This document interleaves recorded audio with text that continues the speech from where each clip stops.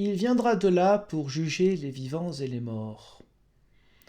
Voilà une partie du symbole des apôtres que nous n'apprécions pas, car le jugement ne fait jamais plaisir. Peut-être parce que nous mélangeons, dans notre tête, jugement et condamnation. Il viendra de là pour juger les vivants et les morts. Jésus le Christ. Comment est-ce que Jésus a parlé, a agi dans les évangiles? D'une manière à ne pas rabaisser les autres. Ceux qui sont, entre guillemets, condamnés, entre guillemets, ou mal vus par le Christ dans les évangiles, qui sont-ils? Les faux religieux, les mauvais religieux, les personnes hypocrites.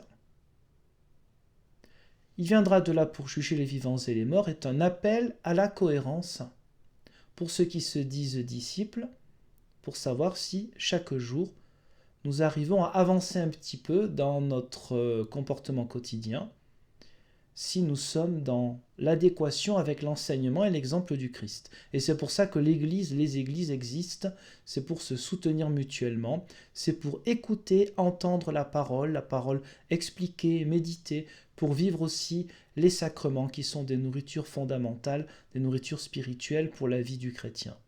Il viendra de là pour juger les vivants et les morts. Le jugement en grec, on peut le traduire aussi par, c'est le mot crise, crisis en grec. C'est une crise, c'est toujours positif. Il viendra pour juger les vivants et les morts, c'est une manière de dire, nous serons connus tels que nous sommes. C'est-à-dire que comme un miroir, voilà qui tu es, clairement.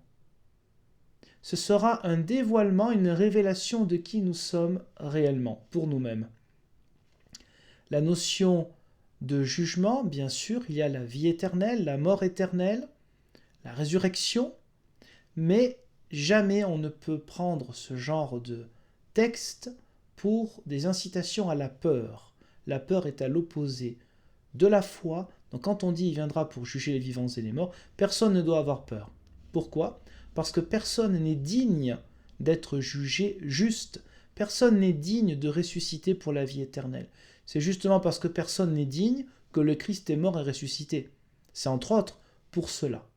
Donc, lorsque nous disons que nous n'avons pas à nous faire du souci, et même pour ma part, lorsque je dis souvent que je ne pense même pas à cette vie éternelle, à cette résurrection parce que c'est un cadeau, ce n'est jamais pour dire que nous mériterions cela, puisqu'on ne le mérite pas. Mais cela a été acquis par la croix, sinon la croix ne sert à rien.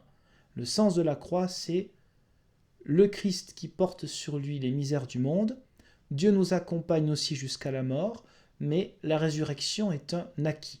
C'est parce que la résurrection est un acquis qu'on est appelé à vivre en ressuscité ici et maintenant.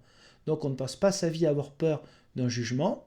Si cet enseignement de la peur peut exister dans des églises chrétiennes, qui donc ressemblent un petit peu à des sectes, eh bien dites-vous que c'est un mauvais enseignement. Le Christ est venu pour faire le lien, faire le pont entre le ciel et la terre, et pas pour faire peur.